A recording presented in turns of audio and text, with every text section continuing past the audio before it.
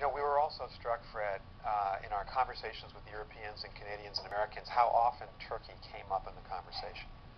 Because as I said at the podium, it's a sad fact that that in many ways this is a time of crisis for the alliance.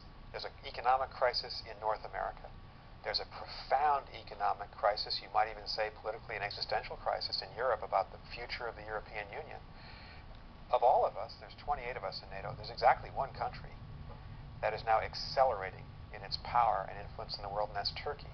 It would be a missed opportunity for Europe and America not to essentially say to itself, we need this country to play a bigger leadership role in our alliance where Turkey's been a very faithful member since the mid-1950s.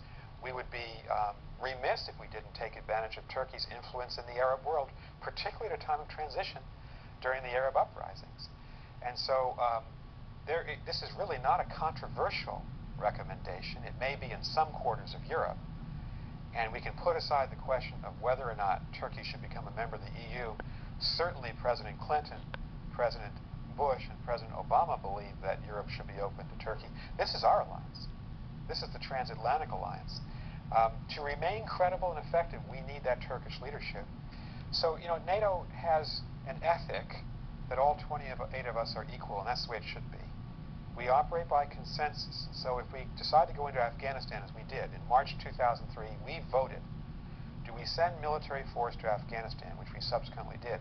Every nation had to agree. Iceland, which has no military, Luxembourg, which has a very small military, their vote was as important as that of the United States, and that's as it should be. But informally, there is a leadership circle. There always has been. It's based on military weight and political influence and global capacity.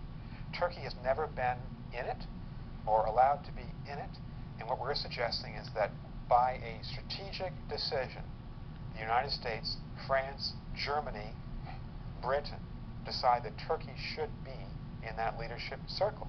There's no easier way to do it than at least to consider a Turkish citizen, a Turkish diplomat, a Turkish politician to lead the NATO alliance, to be our leader collectively the next time that NATO chooses a Secretary General, and for Turkish generals to be given important leadership posts. You've got to not force these issues, but you've got to make strategic decisions, and our recommendations, make this decision. And